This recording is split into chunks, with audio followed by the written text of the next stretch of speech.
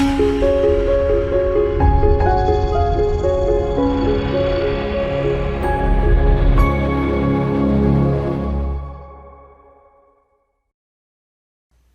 guys, in this composite we're going to be working on the lightning bulb concept, and I'm not going to walk you through step by step of every part that I did leading up to the composite.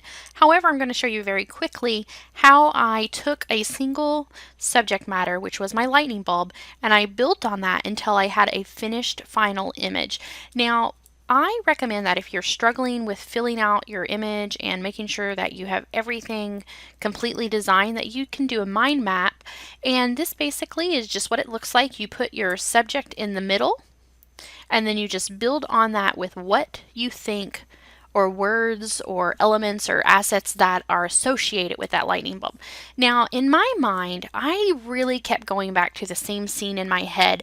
I pictured, when I thought of my lightning bulb, I pictured this old-fashioned store where it had a shelf full of lightning bulbs and little price tags and the packaging, and it was just showcasing what that lightning bulb was, and it was the invention of a century, basically. So I just went through and I wrote old-fashioned and brown, old packaging, weathered. I didn't know if I wanted my lightning bulb broken. Because it was lightning, did I need a storm and rain? I just went through all of these concepts, and you don't have to use them. You can scratch all of them out and just pick the ones that you want to do and you want to include. This helps you when you're creating your concept and you're in Photoshop and you're just editing away. If you get stuck, you can go back to your mind map and you can go back to your sketch and make sure you're not forgetting anything. You don't have to stick with it, and you can deviate from it, but having this will help you make sure you have a polished piece. So let's go ahead and look at our sketch, and I will talk you through that. Now, if you have a sketch in your mind, you can just go ahead and sketch that out. But if you're not quite sure how you want it to look, I recommend making little thumbnails on your screen or on your paper. Whether you do this on paper or in Photoshop, it doesn't matter. And just drawing little thumbnails of what you think your image needs to look like. Now, I immediately knew that this is exactly the look I wanted. And I tried it in vertical too, just in case it looked better, but I really kept coming back to this scene that I had in my mind, and it's basically just the lightning bulb with the light coming out, and then the box that it comes in and a price tag. Now, because anyone else looking at this wouldn't know exactly what it is, or if I need to come back to this in several years if I can't work on it right away, I make sure to draw the little arrows, of course, write price tag, write the box, so I can just look at this really quickly and immediately remember exactly what I want it to include. Now, this concept was coming together really quick for me. However, it still felt like it was missing really important things, and it just felt like it wasn't a complete polished image. And part of that was because I'm not that great at packaging and marketing material type looks, and so my box just looked blank and I couldn't think of what I want it to look like. So if you run into this yourself, or there's a portion of your composite or your elements that you're just not really sure about, don't be afraid to research that time period or that subject matter. I don't want you to copy and I don't want you to mimic any other artists, but I want you to be able to look at other artists, look at other elements, and be able to get inspired by that and complete your piece. So what I did is I went to Google and I started researching old packaging from World War II and the 1930s, and all of them had a very common look, which was the brown wax paper weathered look with the packaging, and that sort of played into my scene, and that's why I knew I wanted to go with that time frame, is because I knew I wanted that weathered old packaging.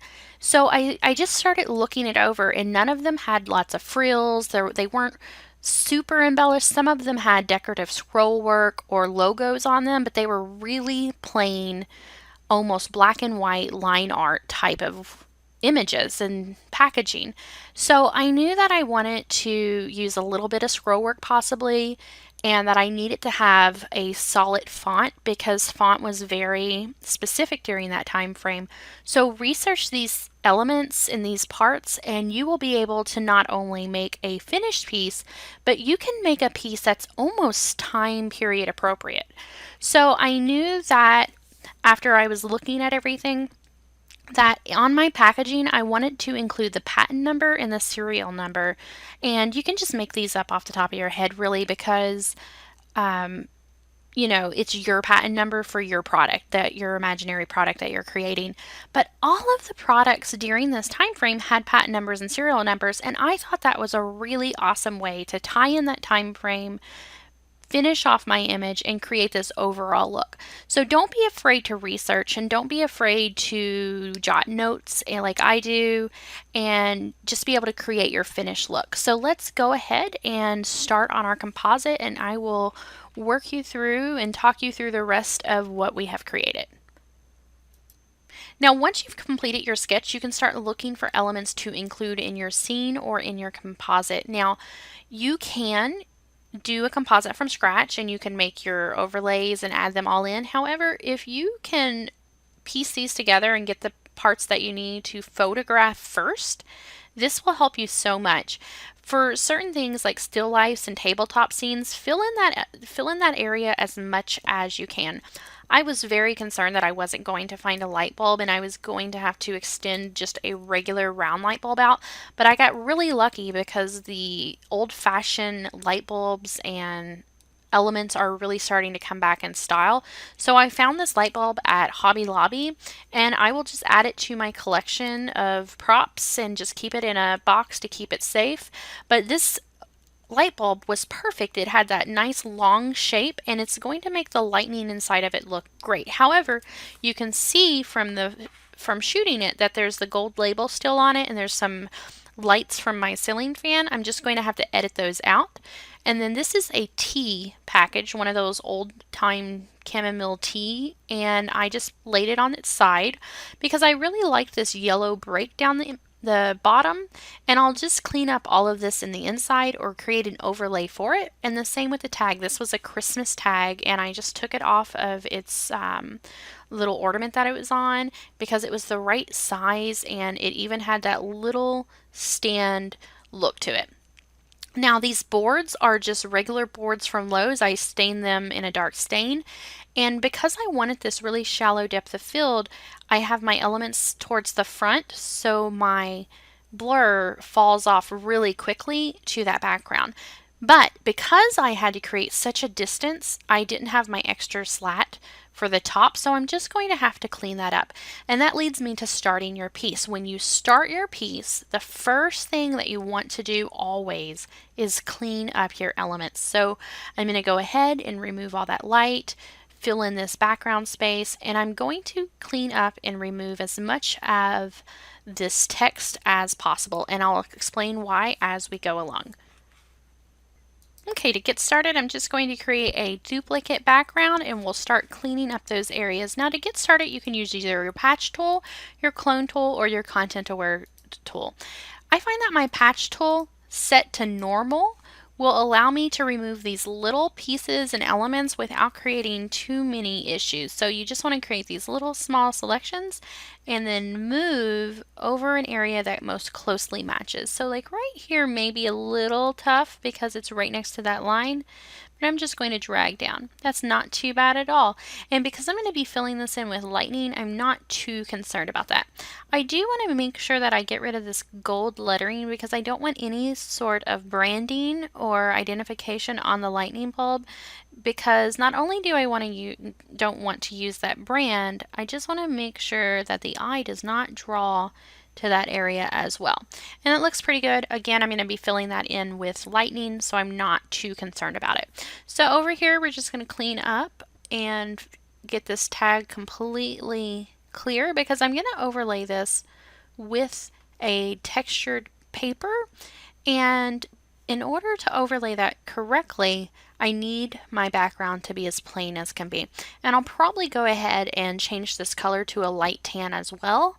And I'll show you how to do that in just a few minutes, but it will allow me to just really quickly create the look that I want. Now, when doing the background, what I want to do is grab my rectangle marquee tool. The feather is set at 0, and I just want to select this area here, go up to Edit, Content Aware Scale, and I want to drag this up. Now, this is going to distort. If you watch, it distorts that background a lot. You don't want to do that much. You can, however, pull it up just a little bit and stretch it out and manipulate it just enough to stretch that scene. From here, all I want to do is go to Layer, New Layer via Copy, and that's also Command or Control J on your keyboard, and I want to drag this up above, and you can stretch this out as well. Just be careful not to warp that wood too much. And I just want to line it up pretty close. So let's go ahead and choose OK. Now, as you can see, there's this hard edge here. I'm just going to use a destructive method here. Let's decrease that brush size with the left bracket key. You can increase with your right bracket key. And I just really want to gently go along that line and soften it up. You can bring your opacity down so it keeps that ledge, but it doesn't have that hardness to it like it did before. Okay, I'm going really quickly here because I don't want to keep you here all day, but I'm just cleaning that up. Now I want to get rid of these repeating patterns, so I want to grab my patch tool, and if you right click, you can see clone stamp and pattern tool. I said patch, but I meant clone stamp. So let's go to clone stamp. We'll increase that brush size with the right bracket key. We're going to hold our Alt down, and as you can see, it brings up that target menu. I'm just going to click over top of it, and then we can paint directly over any area that we'd like, and it will clone from this area. Now it has a hard edge, so let's go up and look at our paintbrush, and we want to make sure that we pull that hard edge down. So it has hardness, so we're just going to make sure we select a soft edge brush. We can increase that size to make it even softer. Select again into your background and then just go over top of that area. Okay, let's look at our options menu really quick so I can just talk about a couple things. If you look in your options menu, you'll see that your sample says current layer, current below, or all layers. We want to make sure that we are working only on our current layer because our background layer has this blank spot behind it. It's where it didn't have that board. If you're selecting current and below, it will blend from that area, so be very careful. Okay, I want to go over here to this side, and I just want to really quickly clone over that area and break up that pattern. If the edge is still too hard, just go over it one more time with the eraser, bring up that opacity, and we'll just blend that in. Okay, I've already done this really quick so you can see the background is completely filled in. So I just want to go ahead and hold my Shift key, select down, right click, and merge those layers, and now you'll have that extra board and that on the background. Now before I go on, I want to clean up the background, so I'm going to grab my Lasso tool, select really close, it doesn't have to be perfect, to that background, select all the way around. I'm going to do a new layer via Copy. It's only going to copy that background. We're going to do a filter, blur, Gaussian blur, and it's only going to apply the blur to the background. Now if you go a little too high, it may blur it out too much, but that's not bad. We can bring it down. I think that 20 pixels will look really good. So let's go to 20 pixels. And that looks great. So let's go ahead and choose OK. And you can look at the before and after, just toggling on and off. And it feathered out really well because the background already has a little bit of bokeh to it. If yours is very sharp, you're going to have to be very careful when you're cutting around that to do that. All right, one more time, we're going to hit the Shift key, select both of those layers, right click, and merge them together. And now you can see that before and after. Okay, let's clean up this tag and we'll continue on. Okay, the first thing that I want to do is I want to make this tag a little more tan. So I'm going to come up, right click over my lasso tool, choose my polygonal lasso tool. Make sure that I have my feather by about 0.3. If you look at the edge of your object, that's what you're selecting your hardness or your softness from in your feather. Because this is a little bit sharper, but it has just a little bit of a soft edge, I want to choose that 0.3 pixels. If it was more blurry, like up here at the top, I'd want to go up to about 3 or 4 pixels. These numbers mean absolutely nothing to you for your images though. You have to choose your numbers based on your image. So keep in mind that a 0.3 pixel on this image may not work for your image if you have something similar. So try your feather out and just get familiar with it, and you'll be able to look at it and know just from at a glance exactly what feathering you need to choose. And that's just something that takes time to build up.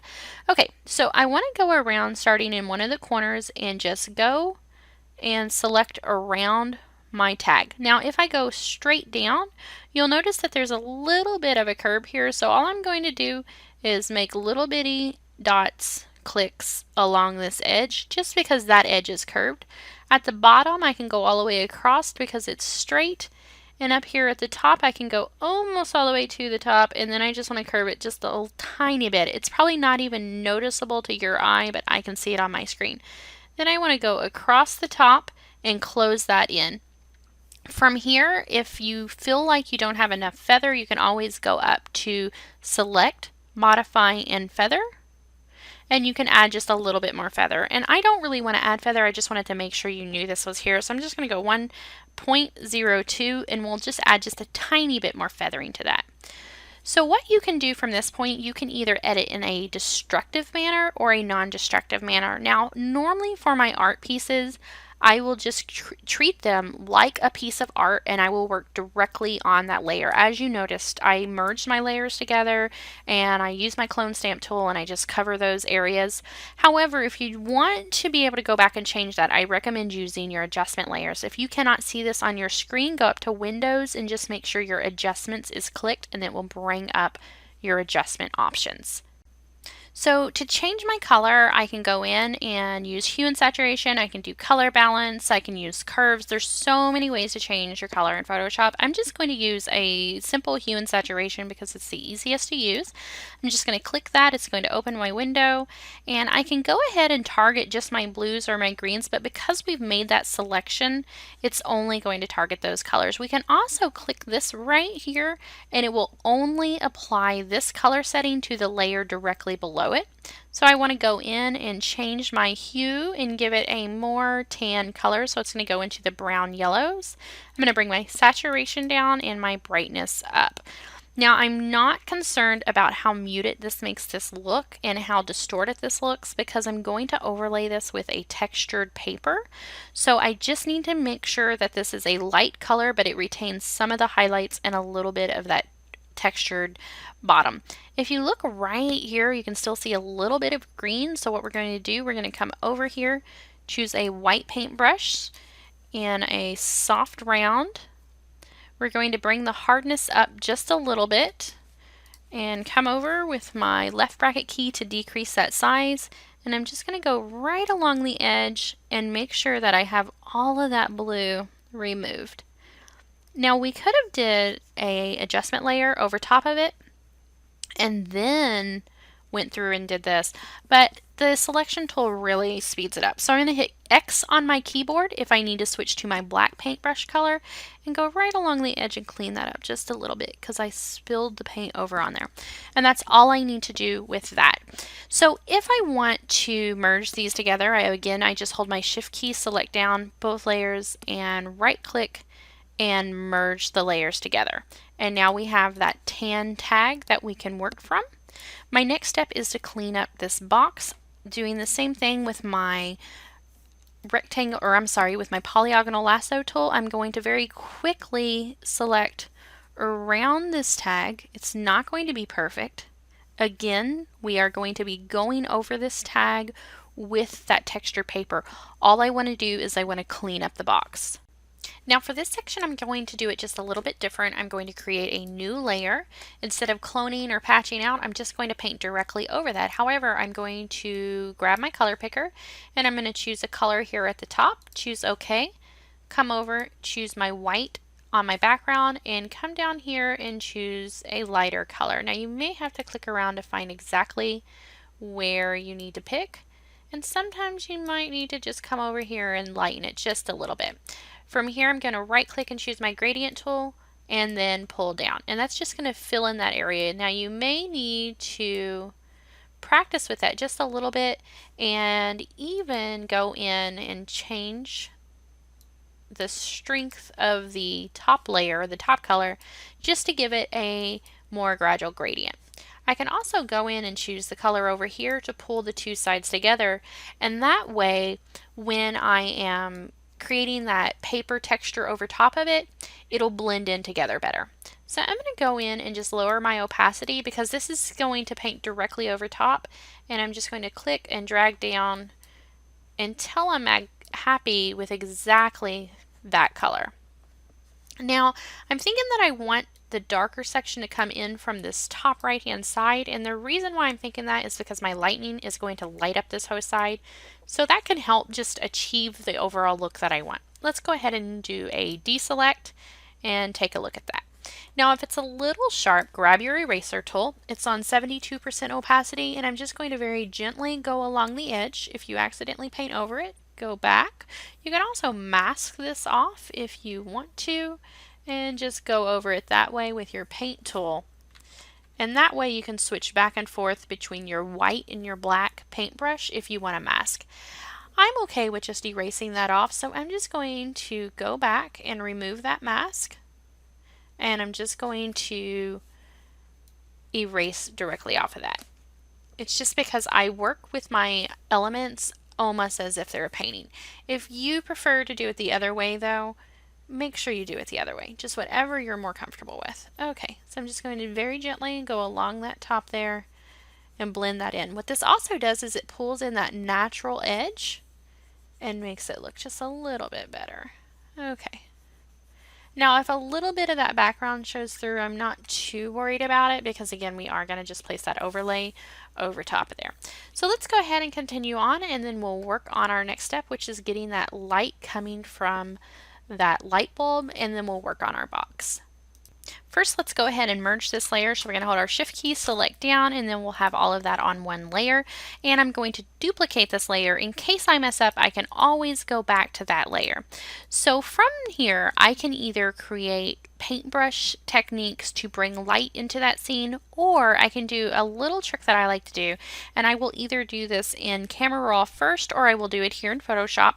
We'll just go up to Filter, Camera Raw filter, and it's going to open our Camera Raw, and this is where you can work on and change your temperature and your exposure. I want to go ahead and bring the warmth up in this image. Now I can wait to do this until the end, but since I'm already coming into Adobe Camera Raw, I can do this now.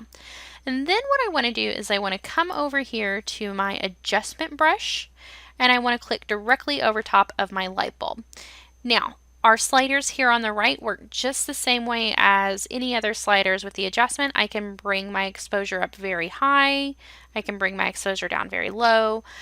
Right here in your adjustments, you have to basically just look at and play with the sliders to suit your image. Like I've said this many times before,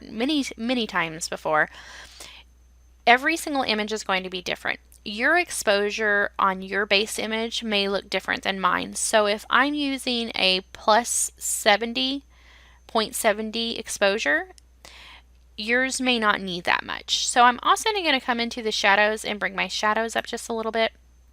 And I want to also paint over onto the box just a tiny bit because I want that light to spread out across the image and hit that box and up here in the front on that ground. Okay, let's take a look at that. I really like that. I want to pull my light color into the blue. Now the reason why I'm lighting this with a more blue tint is for me, lightning has a bright, clean, crisp white look. So that's just the reason why I'm lightening that. Okay, I'm going to go ahead and choose OK, and then it's going to open again in Photoshop, and you can see that before and after. And you can turn that on and off to see that. Now another thing that you can do, let me step back and I'm going to just go into Camera Raw filter one more time, and I'm going to show you a little trick. we're going to do the same thing. We're going to go to Filter, Camera Raw Filter, and we're going to do the same steps that we just did, but we're going to add one more thing in. So we're going to come into our adjustment layers. I'm going to click directly on that light bulb. It's going to retain the last setting that you had, so I don't really have to change anything. I can bring my highlights down a little bit if the highlight is too much. However, I'm going to go back to my basic slider and I'm going to bring my exposure down on my overall image. So my overall image is getting a little bit darker, but the emphasis on that light is staying very strong. So it's just adding that extra touch where it's an old-fashioned scene, the entire scene is a little dark, and it's making that emphasis on that light. Another thing you can do if you really want to give it that vintage effect is bring your clarity up. And this is just going to hit the dark wood grain and really give them a really gritty, rusty, almost hardwood of a look. Okay, so let's go ahead and choose OK and take a look at that. We'll do a before and after so you can see how that looks. Let's turn on that last layer. So that's that after with the Camera Raw filter. And that really brings that in together, and it darkens up the rest of the scene so it draws your eye into the center. Okay, let's go ahead and work on our next step, which is our tags. Now to create our price tag, I have a new document that's square, and we're going to create the entire tag on a new document, and then we're going to bring this in and warp this. And this is going to teach you how to use your tools of warping and perspective and the skew to change the direction and the placement of things. So let's go over here. We have our document open, and it is a square. We have our paper overlay already brought in. Now you can buy these or you can make them yourself. I'm going to show you how to make them in a separate video though, just so we don't have to have a really long video for this one.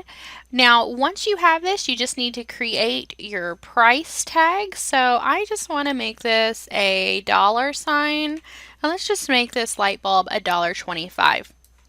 Now I want to use a black font for this, and let's go ahead and bring this size up. And we're going to have to bring it really large. So let's just go up to 225. That's a perfect size for that. I want to make sure that I have a little bit of space on both sides. Now for font, I recommend you use commercial font. myfont.com has commercial fonts. Any kind of font that has a commercial use you can use. So let's just scroll through and take a look at our fonts that are available. I recommend finding a font that fits the period time frame that you are using. Now, if you look at this, if you have your font and it's too large and it bunches up, this is really important. Let's double click the highlight. We're going to go to Windows and to our character. There is a character video that shows you in detail how to make adjustments in the fundamental section. So don't forget that's there as well. So in this section, we're going to take a look. We can lower this down to about 200 size, and it's still too much. It's still bunched together. The kerning is too small. So let's look at this one here. This is our width. Let's take this to 50%. Then I'm going to use my rolling ball on my mouse and just scroll this out. And as you can see, it just changes that placement up and stretches that out. That looks really good there. Okay, let's go ahead, and I'm going to bring this down in size. I might actually double click and bring this down to 175. I don't want it too large. I want it to look like a really natural price tag. Okay, I can duplicate this layer and write price if I want it to say price. Again, it's too small, so let's go ahead and shrink that down. And that looks pretty good there. We can also do all caps. Now, because I've restrained my text when I created that text box, that's also why it is creating that boundary and it's overlapping and making that on a new sentence bar or a new space bar. Okay, so we're just going to change that up, shrink that size just a little bit more, and get that placed about where we want. Go to File and Save As, and we're going to save this into our folder on our desktop. We can rename this, so we're just going to put price tag. And we can make this a JPEG. We don't need it to be anything special. And save. Let's just go ahead and save that on the maximum size. Then we're going to go back to our lightning bulb and we're going to go to File and Place Embedded. And it will bring up our last thing that we saved, and we're just going to double click and bring that in. As you can tell though, it's not really the right shape or size, so we're going to hold our shift key so we can constrain our aspect ratio and shrink down. Now if you accidentally don't hold your shift key or you let go and it distorts that, all you need to do is come up here and choose your constrain aspect ratio right here in the middle, and that's going to lock those in place. So let's just go ahead and shrink that down. I want it as close to the size as possible for that price tag. Looks pretty good there. Let's continue on. Let's hit OK. Now if you feel like your font is too large, you can always just go in, save another one, go back, File, Place Embedded, do the exact same thing, and just use that smaller font. Hold the Shift key, shrink that down, get that as close as possible. We're also going to turn this just a little bit on a diagonal, and that's just because if you look at the tag, it's slightly distorted on that diagonal. Okay, from here what I want to do is I want to go through my blending modes and just see which one looks the best. Now I typically will use overlay, however when you're flipping through sometimes other layer modes will look better, so don't be afraid to try those different overlay modes to see which ones you like the best. I'm going to go ahead and choose OK and then flip through those really quick just to see. Now that's the overlay mode. Now the reason why I like to use the overlay mode is because I can see straight through. It brings the texture that was underneath it up. It lightens that overall tag. It just gives that warm feel. But let's go ahead and keep flipping through. Soft light looks good. It mutes out the black lettering though. And hard light looks really nice. So there's a lot of different options that you can use. Let's go back to that overlay mode and I'm going to show you how I would change this or adapt this. Okay, as you can see, the font is still pretty straightforward and the tag is slightly curved to the back. So what I want to do, we can use shortcuts, which is our Control, Shift or Alt key to change the distortion. However, if you don't want to do it that way and you're not familiar with what they do and how to do this on a regular basis, or it just doesn't come to memory, go to Edit, Transform, and you can use your Warp, Perspective, Distort, Skew, Rotate, or Scale.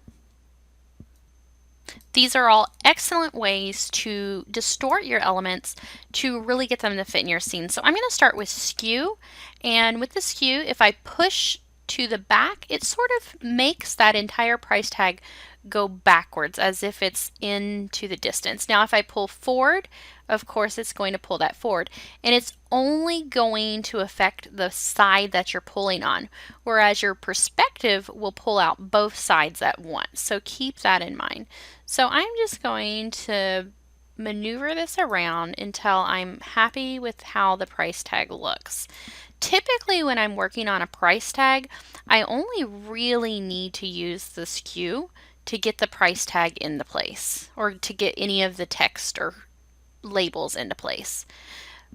Okay, that looks really good there. I like that. We can rotate this just a little bit more, but as you can see, there's still all of that left over hanging over the side. So we're just going to do a masking layer, grab a black paintbrush, and we're just going to paint really close to the edge. Now, this also is part of the reason why we changed that tag background color, is because we don't have to do this super perfect because that background will blend in together. As you can notice though, I went too far over, so all I'm going to do is hold my X key on my keyboard, switch back to that white, and I can just fill that back in. That's the great thing about masking, is it's really easy to go back and forth between your black and white key or your paintbrush to fix any mistakes. Okay, that looks great right there. I love it. So I'm going to go ahead and work on the actual label for the box now. Now, what I personally recommend when you are working in Photoshop, if you have a image that you need to put a label on or put a piece of paper over, if there's a lot of elements in front of the box or whatever you're using, go ahead, create your paper overlay, put that on, and then create each text layer separate and then get those into place. Because I find if you're doing this on the other method, like we just did the price tag, if you need to move something over just a tiny bit because the price tag is in the way or the light bulb is in the way, it's going to be a lot harder for you. So what we're going to do, we're just going to go to File and Place to Embed It, grab a piece of paper, and we're just going to shrink this down into place. Now you don't really have to warp this, but if you do, you can hold your Control key just as a shortcut and then just sort of warp that into place. And that's going to manipulate those pixels and get those exactly where they need to be. Same thing as before, we're going to use a masking layer. I'm going to go ahead and change this to Overlay so I can see through it. Grab that black paintbrush, and the same thing again, we're just going to paint around this. Now I'm going to go ahead and pause this and fast forward through to get this painted really quickly, and then we'll come back and we'll add on our text. Okay, I've masked off all around the box. I went ahead and stretched the overlay all the way over the entire box just to give it that same tone and color and texture. And now we're just going to go ahead and create our text. We're just going to make a text box and start typing. Let's go ahead and lower this down to about 75 pixels just so we can see everything on the screen. And we'll just type lightning bulb.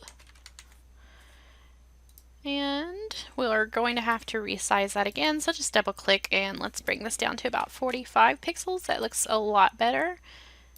And we can also hold our Shift key and shrink that size as well. We're going to rotate it to the right and down just a little bit, just to get it even.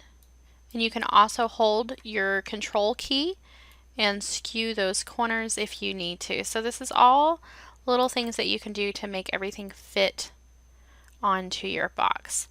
Now we're going to do the same thing with all of our other text, so I don't need to walk you through those steps because it's just adding our text elements on, but I want to go ahead and pull this down and it's going to overlap that box, and I'm going to show you what we'll do once I get all my text layers on. Okay, I have all my text brought into my scene. As you can see, this lightning bulb is still over top of that. I want to right click and rasterize this. Again, you can do a masking layer if you want to. I just prefer to do it this way, so there's no right or wrong way to do it. This is destructive though. I'm going to grab 100% opacity eraser, and I'm just going to erase right along the top of that tag because I want my text to fall behind that tag. Sometimes when you are creating a piece, the best way to give a realistic look is to not show everything and to just have things sort of peeking out from behind. It just gives it a little bit more realism because in reality, not every single little thing is going to show and be perfect. Okay, so that is on the layer. I'm happy with how the layout is, so I just want to select all of those layers, including the masked texture layer. I'm going to select them all, right click, rasterize the text, and then do merge layers. And now we have them all on one single layer. And we just need to change that back to overlay mode. Now my next step is to do a little bit of dodging and burning on the labels to just really make them fit into the scene a lot better. So to do that, we're just going to do a dodge and burn directly on the layer. You can do a new layer for a non-destructive dodge and burn if you want, but for me, again, I'm going to treat this like an art piece and we're just going to paint directly on that layer. We're going to do that dodge and burn directly on the layer. Now I've rasterized both of those layers. I'm going to hold my Shift key, select both, and duplicate those. We're duplicating these layers, so if we need to go back, if we make a mistake, we can always go back and we can work on those. I'm going to start with my background lightning bulb box. We're going to grab my burn tool. It's set at an 11% exposure. I'm just going to bring the size up and I'm going to gently brush along the edges and along the top. The reason why I'm doing this is because my light source, of course, is right here, and the light's going to be reflecting mainly on the wood in the front of that box. So I want to make sure that I keep that old time feel while at the same time dropping off that light on the back. Okay, right here, the tag is sitting, so I want to make sure that I do a little bit of burning behind that tag just to give it a little bit of separation. This will allow you to make it stand off a little bit. It'll just appear like there's some depth of fill there. You can also go over the entire box if you just want to darken that label up just a little bit. So I'm going to turn on that background layer so you can see that before and then the after. It's just a little bit of a difference. Okay, I'm liking that. If you want to change it up just a little bit more, you can always go up to Image Adjustments, Levels, and we can darken this just a little bit as well. I really like how that makes it look a little bit older, a little bit more grungy. Okay, that looks really nice there. We're going to go in and do the price tag, do the same thing. We're just going to burn on the edges a little bit, just sort of darken up those areas. Now right here where the light's going to hit, you can actually switch over to our dodge, decrease that size. We're going to bring our exposure down to about 22%, and I'm just going to paint on this left hand side. Just give it a little bit more light just on that one side. You can do the same thing to the top if you like, but I feel like that has enough light on it already. Okay, I really like that. So what we can do, I'm going to hold my Shift key, select all the price tag layers, drop down, choose New Group from Layer, and I'm just going to name this Tags.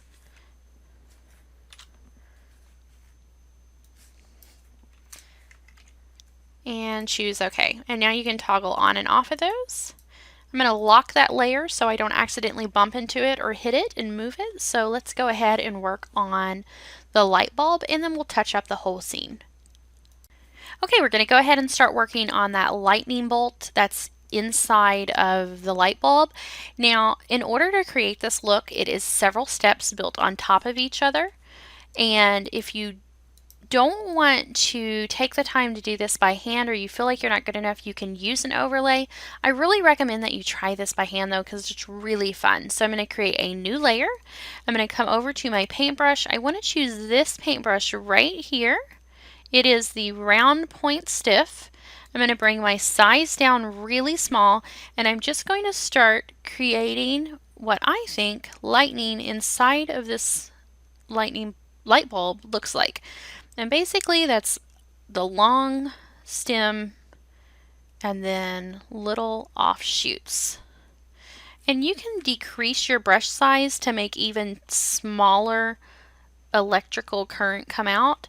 But keep in mind that we are going to be blurring this, so you may lose all those teeny tiny details. Okay, I want to erase this little spot right here. I went too far down. I don't want it to go that far down. From here, I want to go to Filter, Blur, and do a Motion Blur.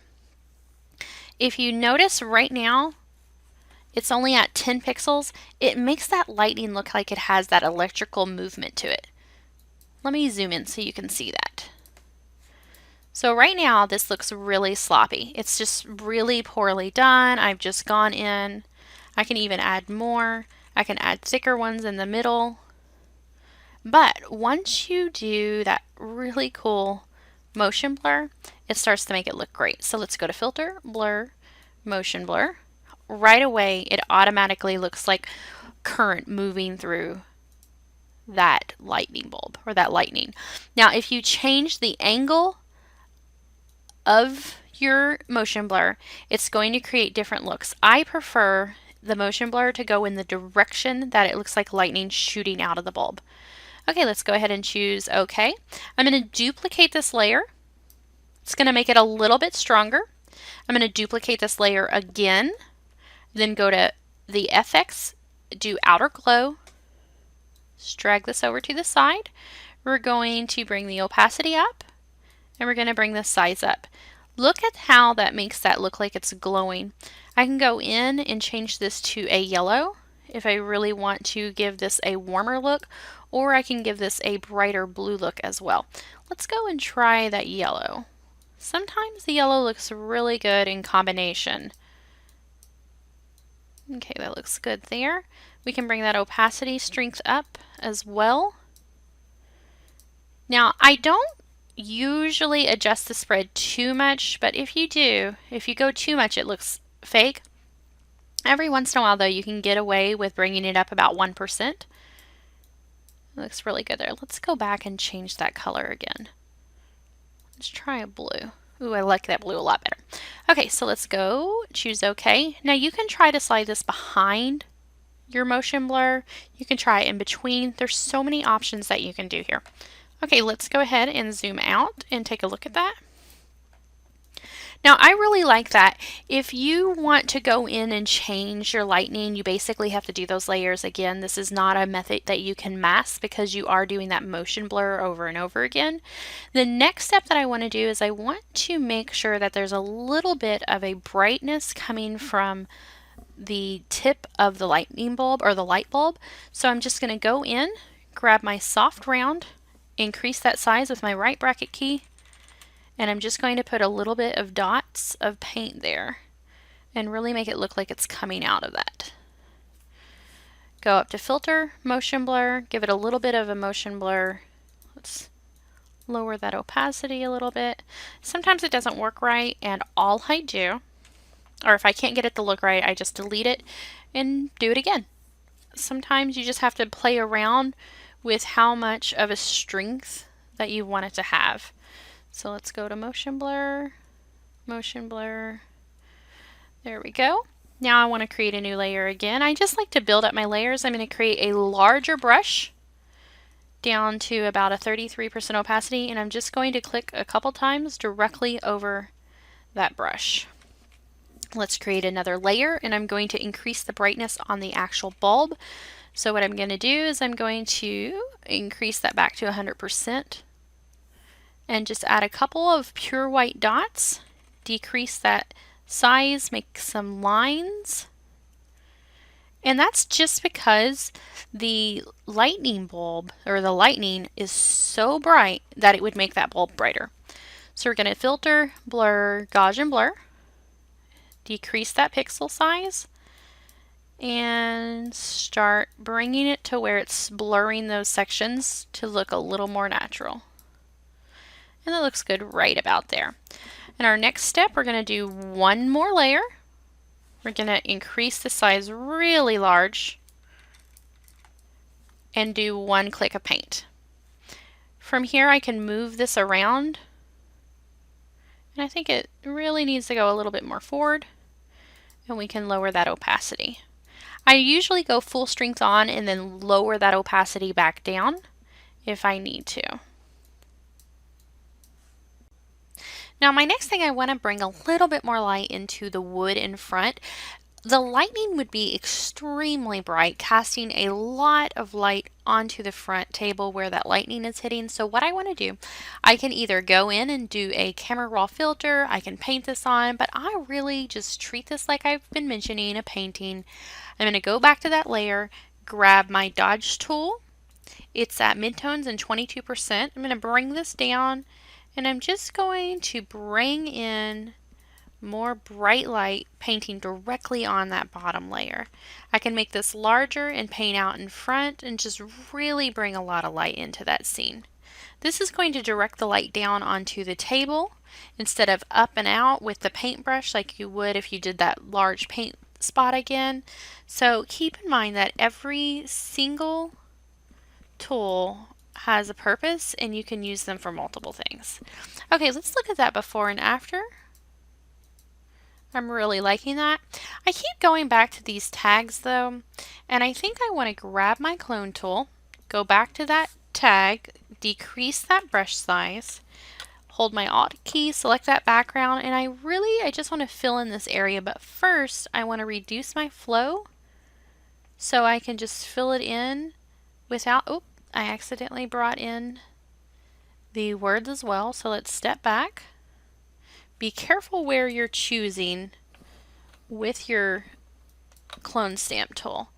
And now I just want to go and brush back over that. I'm going to go too far over first and paint all the way to the background, resampling that background color until I am very happy. I'm going to go in and grab my burn tool, decrease that size, and I just want to darken this area up first, and then we're going to go back and erase off any extra. I'm going to erase down with a lower opacity though, so I don't take too much off at once. Okay, that looks a lot better. It's blending in a lot better. It just seemed to have a very bright spot back there, and I wanted to make sure that was taken care of. Okay, so now we're just going to go in and clean up any little spot that we need to remove. Looking very good there. And now let's create a new layer from this image. Now I'm going to show you a little quick shortcut. I usually don't use this because my fingers don't actually reach the way that other people's fingers do on their keyboard. You'll usually see me go and hold my Shift key, select all the way down, duplicate, and then merge these together. To do this without doing that, you need to hold your Control, Shift, Alt, and E key. And I have to use both hands to do that because I have tiny fingers. So I want to go ahead. If you see it shows up here at the top, I'm just going to duplicate that.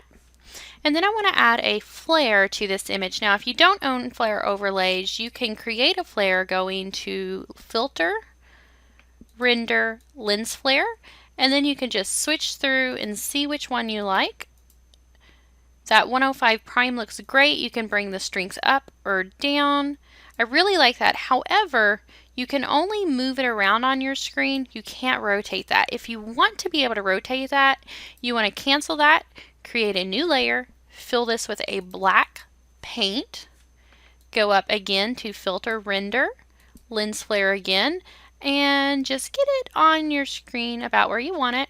Now pay attention to how the light carries off of the scene. I really like that prism and that rainbow effect coming off the scene. So I don't want to keep it all flat on top of each other. I do want to stretch it out. So that looks pretty good there. Choose OK. Then we want to go to screen mode, and you can move this around. Oops, I accidentally hit paint. Grab your move tool and you can move this around. Now the problem is it will cut off those edges, so just be very careful. You can stretch this out even more if you'd like. It does create these blocky blobs, so to fix that, what I would do is I would just go up to Filter, Blur, and Gaussian Blur, and sort of blur it out just a little bit. Let's lower that opacity a little. I just want to bring in a little bit of that light effect. It looks really good here. There. Okay, my next step, I want to create some color lookups. So I'm just going to create an adjustment layer, color lookup, and I'm going to scroll through my color lookups. I really like the Kodaks, the Fujis, and sometime that fall color. So let's start at the Kodaks, and I'm just going to scroll through and see which ones that I like the best. And sometimes it just takes a minute to really figure out which one that you prefer. There's nothing wrong if you choose one or two, or you don't use any at all. So it's really personal taste. Now that candlelight looks really good. It's a very vintage effect, but I would probably, as you can see, turn that opacity down on that whole layer. Let's go ahead and flip through some more with it at 37% opacity. Crisp warm looks really nice. So you just flip through and see which ones you like. This one really brings out that lightning. And you can stack them as well. I may go back to that crisp warming. Let's go back to that one.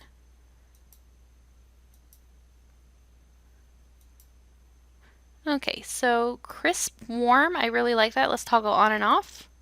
Really brightens that scene up. It warms that scene up really well. Now let's create a levels adjustment layer, and I want to bring my midtones down and my shadows down. I just want to make those a lot darker. Grab my black paintbrush. We can increase that size with that right bracket key, and I just want to paint directly in the center of that screen, right over top of that light bulb. Lower that opacity down. And we're going to create a pretty natural vignette that just draws your eye into the center. Okay, that's about all I would do with my lightning bulb overlay, or I'm sorry, my lightning bulb image. And let's take an overall look. So I'm just going to hold my Shift key, select all the way down, put these in a group, and then we can look at that before and after. So that's the before, and that's the after. And creating that lighting effect, it's just building up your layers, doing blur, motion blur, soft light, and lower opacities. You can even change your colors to those blues and yellows, don't forget that. And it creates a really natural looking glow. Okay, so I hope you enjoyed this tutorial and thank you for watching.